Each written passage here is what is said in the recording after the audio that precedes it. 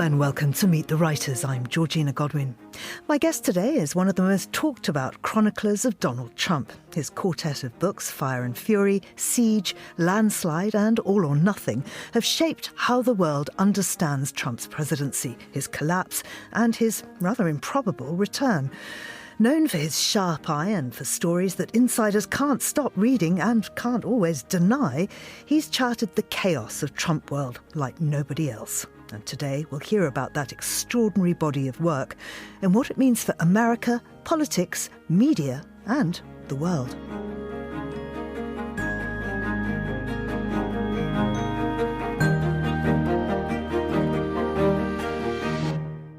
Michael Wolff, welcome to Meet the Writers. Thanks for having me. I wondered if we could just start with your early years in journalism. What first drew you to it, and what sort of writer did you think you'd become back then? Well, I thought I would become a novelist, and I still hope someday I'll write a novel. That has not happened yet. But I was drawn. I just don't think I had any other. It just never crossed my mind to do anything else.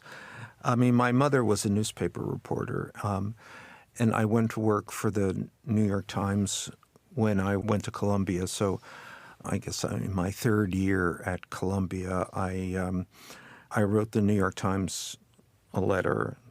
It just said, I don't know what it said. It didn't say very much. And I thought one had to do this because if you didn't do this, well, you weren't doing anything. And one was safe because you weren't going to get a job at the New York Times from writing a letter. But 24 hours after I wrote this letter, they called me up and they said, "When can you start?" And I guess at that moment they were having trouble filling the spots of people at the absolute bottom of the newsroom, which is where I started, and which was just a terrible, terrible, terrible job, mostly involving getting hot dogs for people. And you had to go out into Times Square, which was at that time a kind of fraught experience.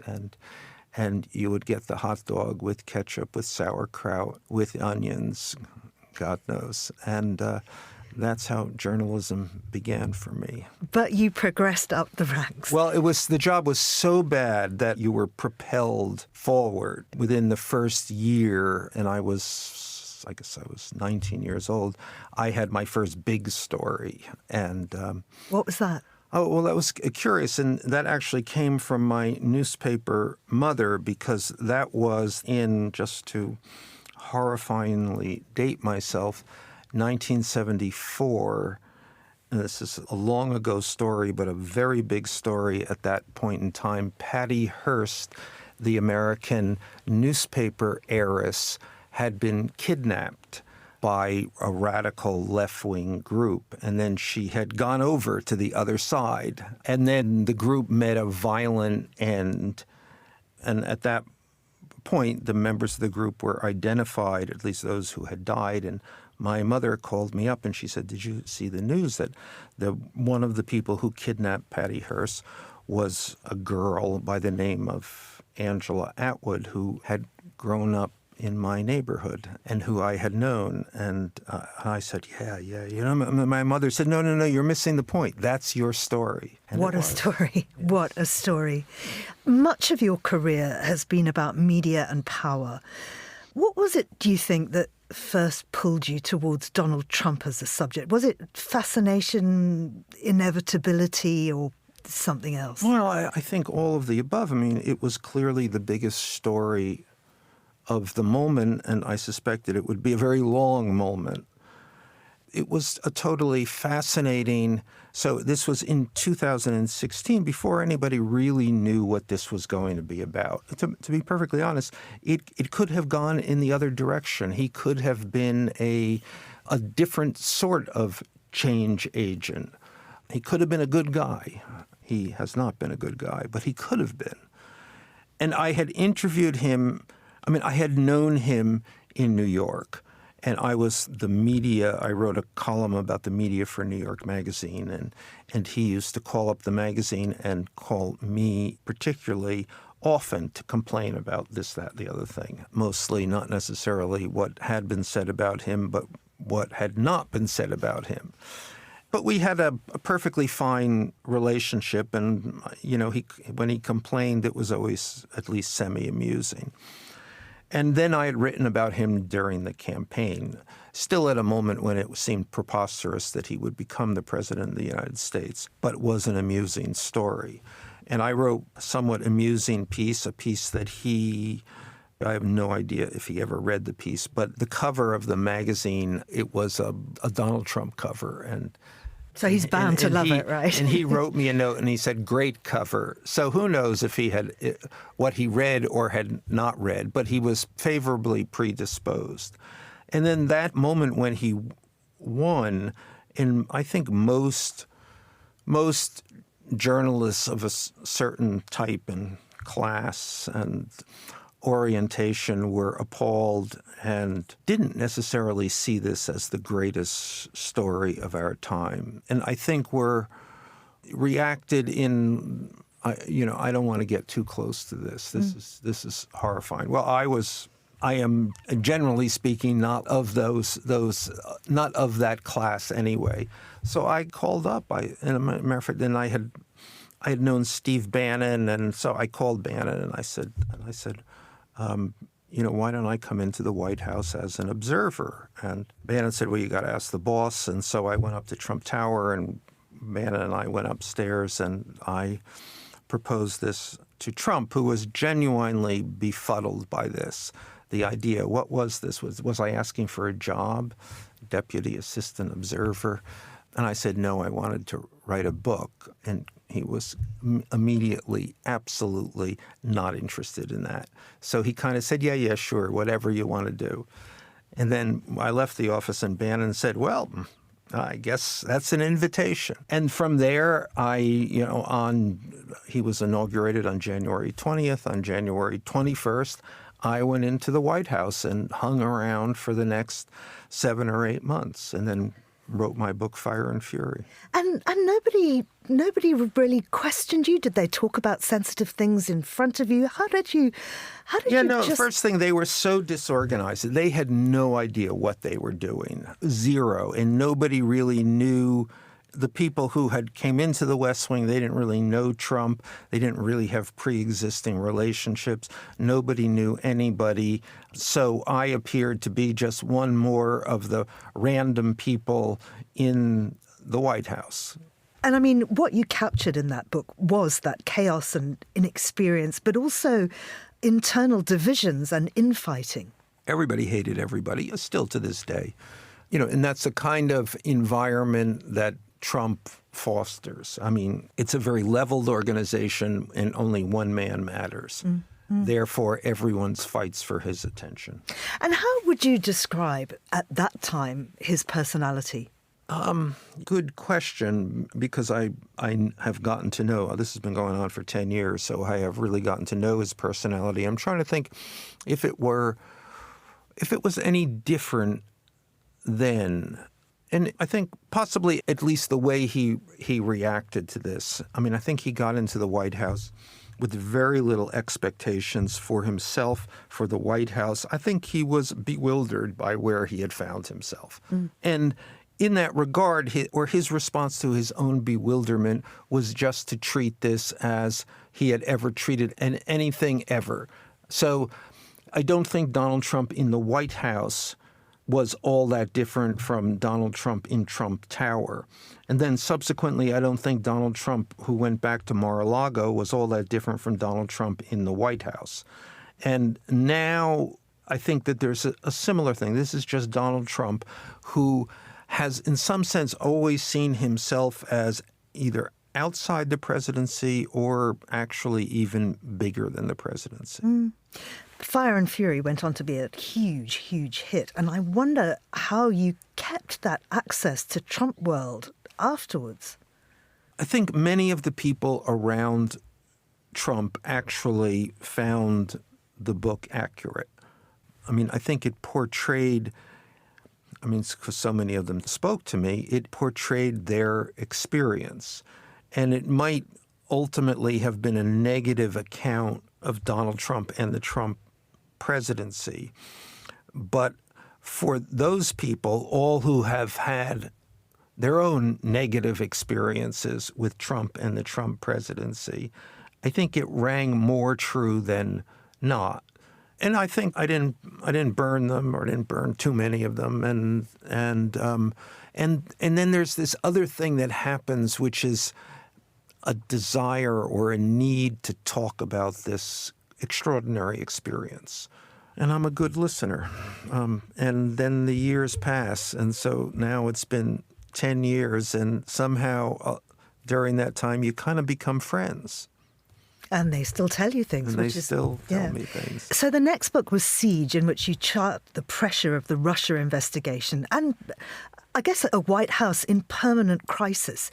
What did you find the mood to be inside the building at that time?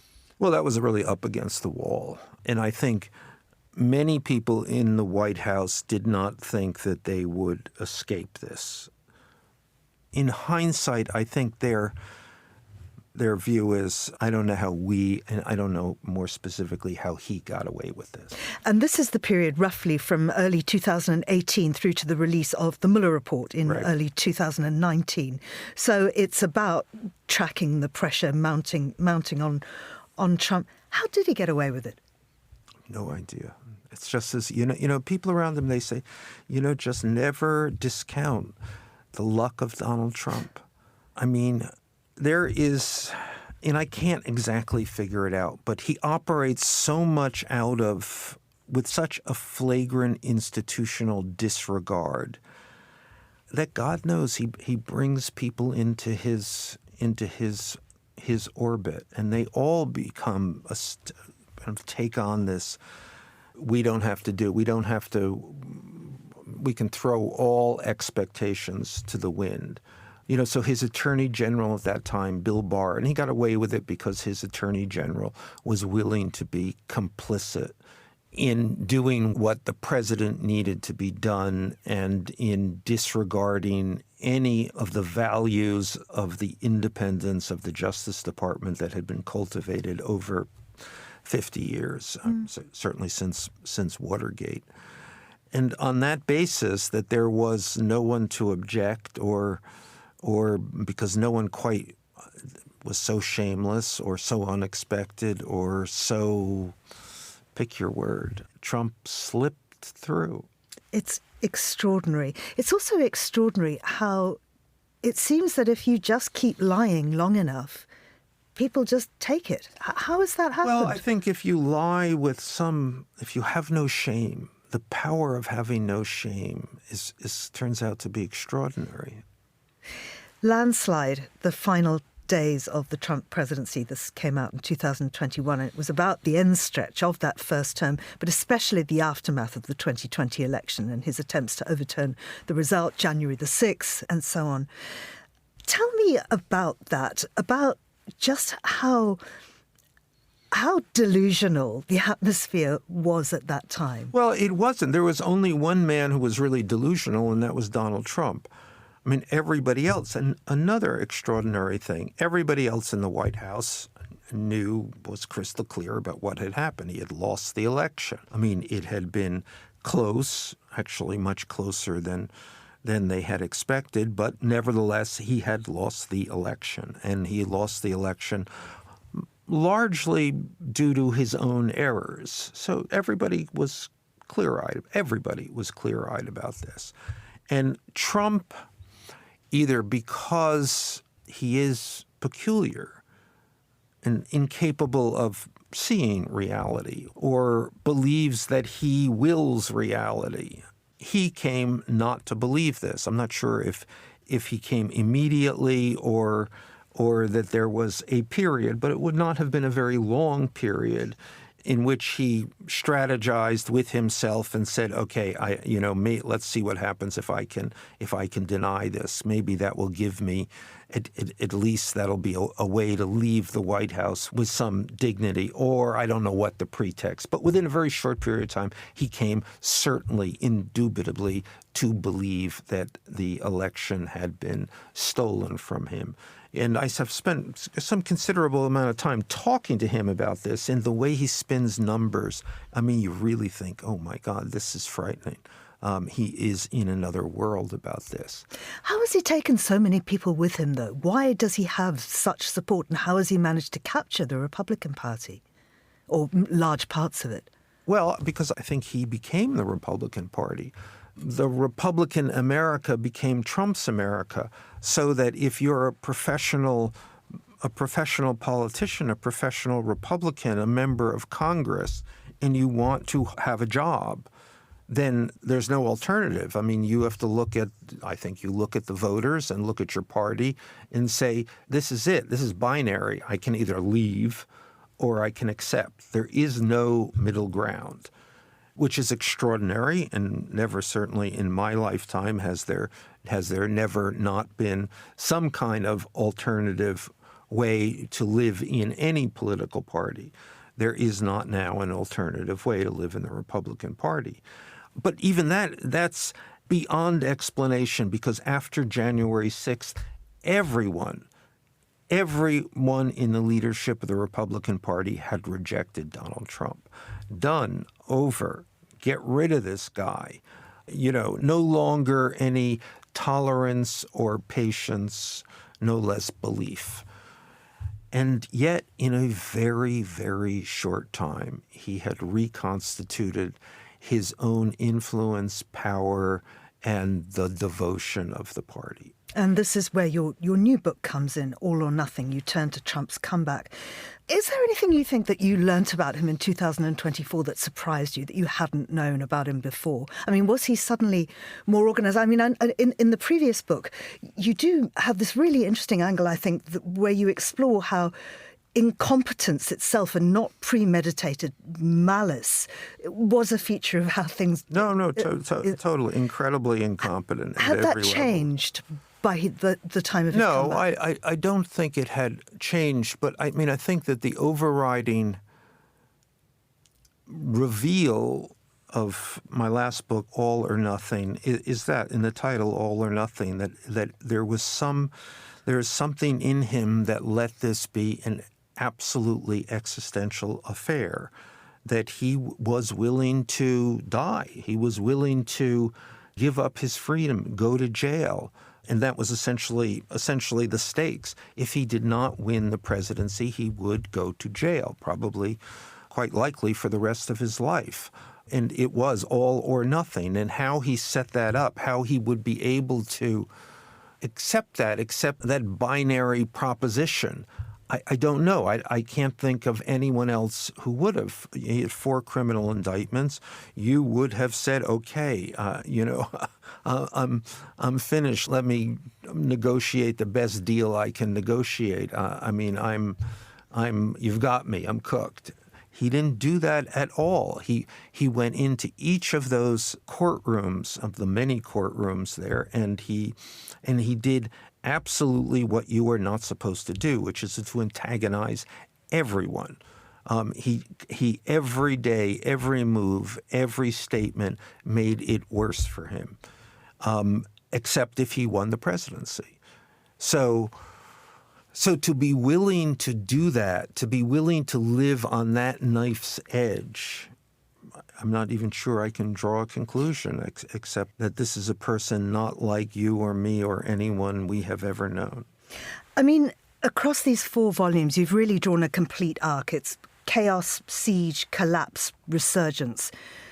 Do you see them as a single portrait of Trump, or 4 very different chapters? No, I think the story goes on. And I haven't wanted it to go on. I've been forced kicking and screaming into every next chapter of this story. How do you think his relationship with the truth and this kind of just brutish, I am not going to give up, I'm just ploughing through and what I say is right, has changed the nature of America? Well, I think it's profoundly changed the nature of the times we live in. My hopeful side says Donald Trump is a unique and utterly sui generis figure. He is not replaceable. When he departs, and I would say it would have to be when not departing the White House, but just departing this vale of tears, we will go back to some amount of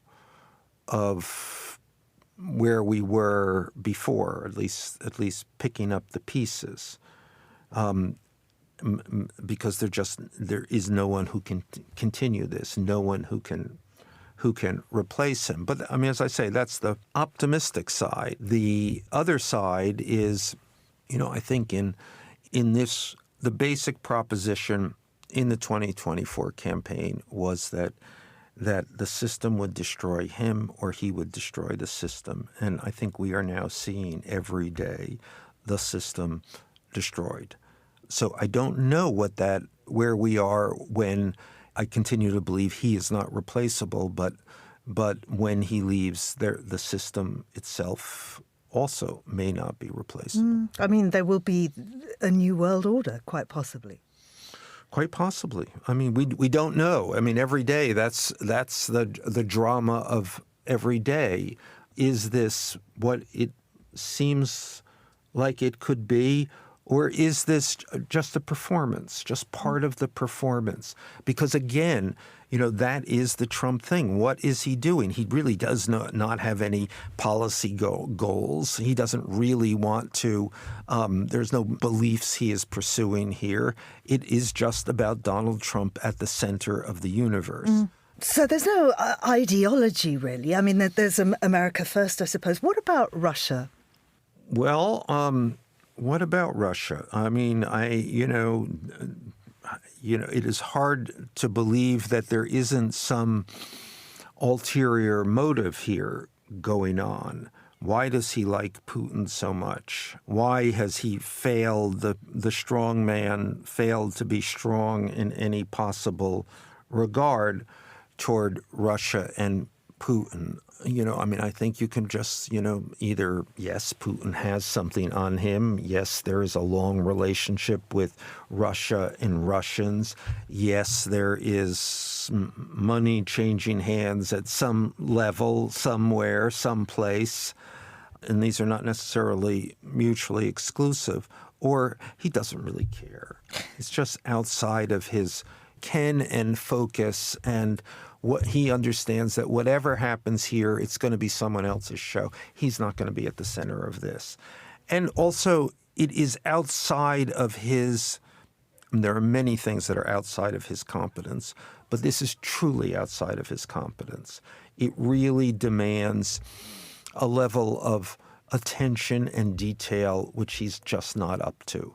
And I can probably go on to speculate about other things, all of which are outside of the norm of thinking about diplomacy, the U.S. place in the world, the strategic position of the U.S., Europe, and what we have achieved over the last 70 years. Is he an intelligent man? No, he's a fucking moron. I mean, it's extraordinary.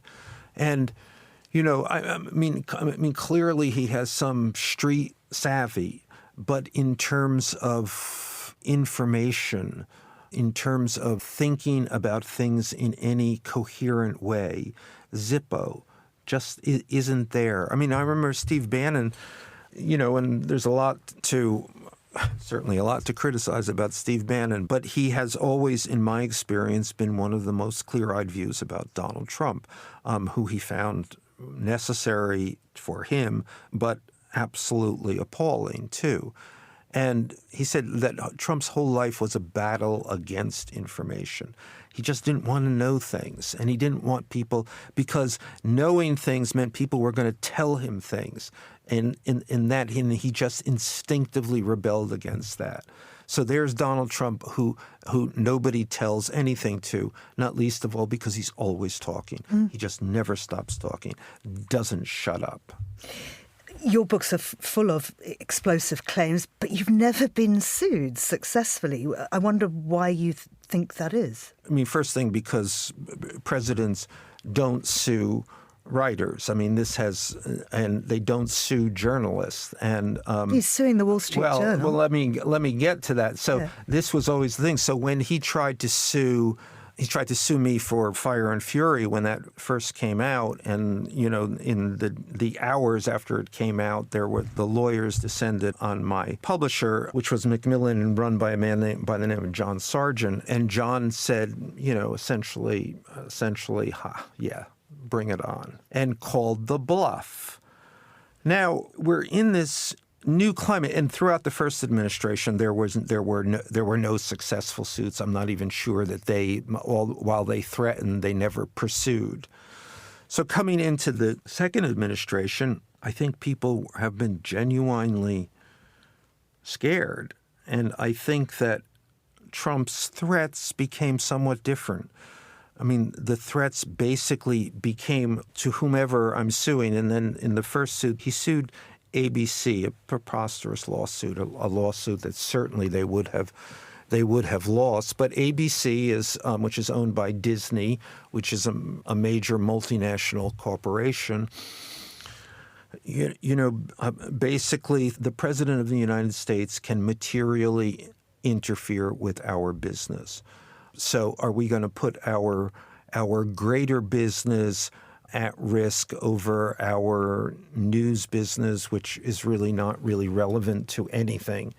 And the answer turned out to be no. And so they settled. Now, that just fed the beast. And curiously, they settled for $15 million. $15 million, which instantly went into Donald Trump's pocket directly. It didn't go to the United States government. It went to Donald Trump. You know, so Trump is like, well, hot dog, this works. And then he did this to CBS, and they settled. And now, again, preposterously, he is suing Rupert Murdoch and the Wall Street Journal. And these are not winnable lawsuits, but in each instance, it's always for these large companies, and CBS was just in the middle of trying to complete a merger which he could have meaningfully interfered with, and they folded. And the Late Show's the casualty. Yes, so this is him moving opportunistically. It's like, well, why would I not sue? Because I get something. I get a lot out of it. I wonder if anybody's there must be somebody doing kind of forensic accounting of just how much he's making out of the presidency. Yeah, no, there have been a number of organizations that have tried to do this. I mean, it's extraordinary. So, of course, the whole Wall Street Journal case is about Epstein, Jeffrey Epstein. I wonder how that fits into the wider story of Trump's circle of power and influence, and if it is the thing that will finally bring him down. It's already lost Britain its ambassador to Washington. Well, among the other ironies of this is that among my other expertise is Jeffrey Epstein. Actually, in addition, it's also Rupert Murdoch, so I can bring all of these characters together at this point. And I mean, Epstein is certainly a key point of vulnerability for Donald Trump. I mean, it's a point of irony, really, too. The Epstein matter has persisted in part because of the Trump allies, the MAGA core, continuing to represent Epstein as at the center of this cabal of powerful people, and therefore they've constantly advocated for releasing whatever information the government holds about Jeffrey Epstein, transparency, and accountability, without quite paying attention or without being aware, because Donald Trump has, again, effectively deflected involvement with Jeffrey Epstein. Hardly knew him, passed him by, kicked him out of Mar-a-Lago, nothing, bad guy. And the MAGA people seem to accept that. But in the last couple of months, I think it becomes clearer and clearer that this is not true at all, that in fact Donald Trump and Jeffrey Epstein were the best of friends, probably each other's closest friend in life for well more than a decade. In a way, Donald Trump and Jeffrey Epstein are very much cut from the same cloth, except that one ended up with a sheet around his neck in the worst prison in America and the other in the White House. So I have to ask you about various conspiracy theories about Epstein's death, about the assassination attempt on Donald Trump. Obviously, there are many, many opinions out there. And you have analysed all of this. What is your feeling? I assume that there was a genuine attempt on his life. I mean, I think that a bullet did not come anywhere near him, and he managed some shard of something, managed a minor puncture of his ear, but even that, somebody certainly tried to shoot him. Actually, one person died. He might well have himself have died. And Epstein, did he kill himself? Well, he certainly had reason to kill himself. Things were not looking up for Jeffrey Epstein, and in the days before he did die, he did rewrite his will. So there's a lot of indications that he might have. Now, I was actually probably the last person with whom he communicated with before he died. He died early on Saturday morning. I heard from him on Friday evening, and he certainly didn't sound like a man getting ready to kill himself. What did he say? He said, and I had just passed a note through his lawyer saying, how are you? And his response was, still hanging around. Quite a chilling response in hindsight. But I suppose you might argue that it's not the response of someone who was about to kill himself. Or maybe it is. I don't know. I mean, I find it difficult to accept that he could have killed himself the way they say he would have had to have killed himself. I mean, to break his own neck like that in two places seems extreme. There was no place to fall from, so it's literally you had to do it on your own, the force of your own will.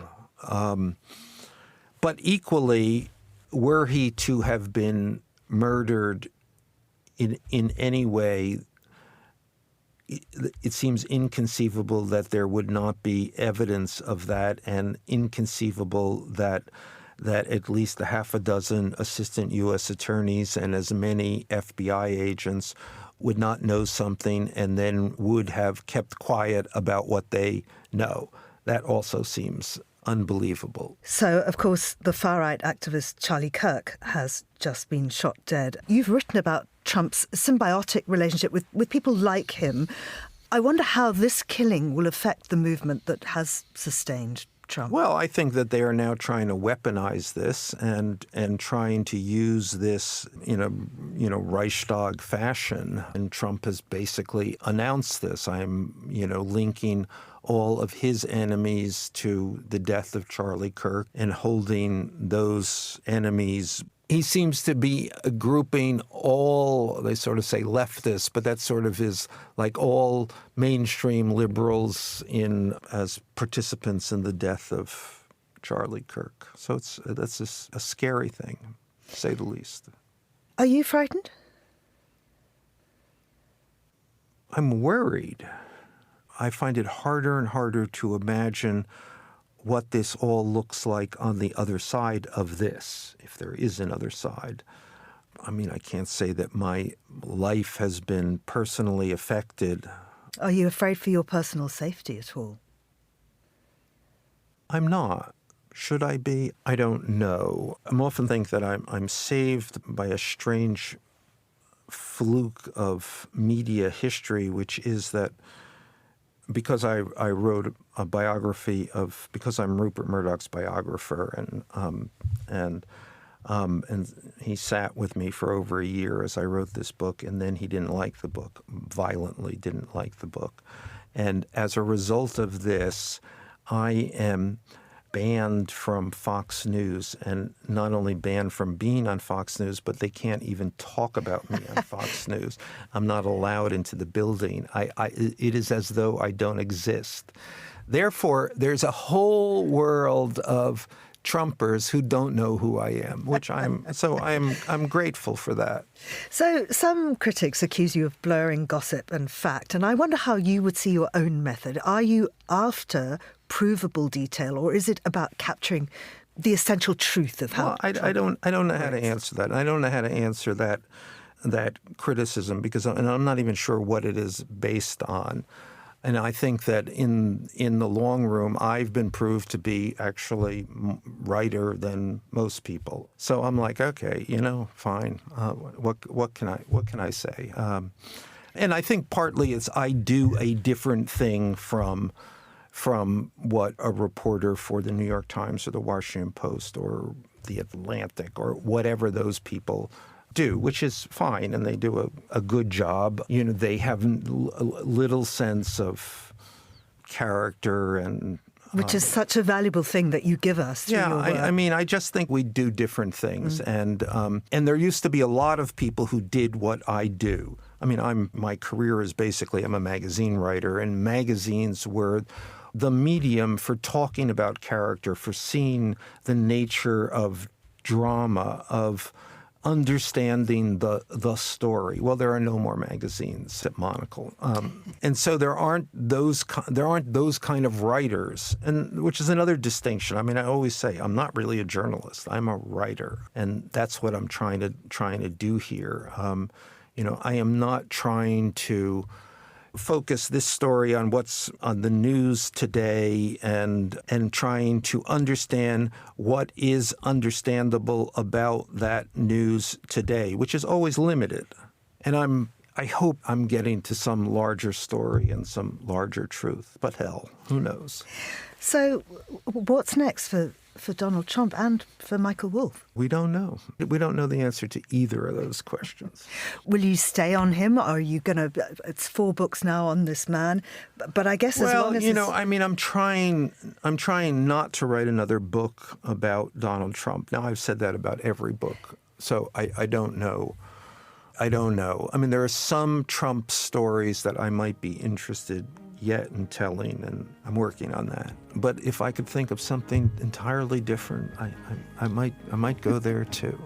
Michael Wolff, I wish we had much, much longer together. So fascinating. Thank you so much for coming in. Anytime. All or Nothing is published by Little Brown, and it's out now. You've been listening to Meet the Writers, thanks to the producer Steph Chungu, who also edits the show.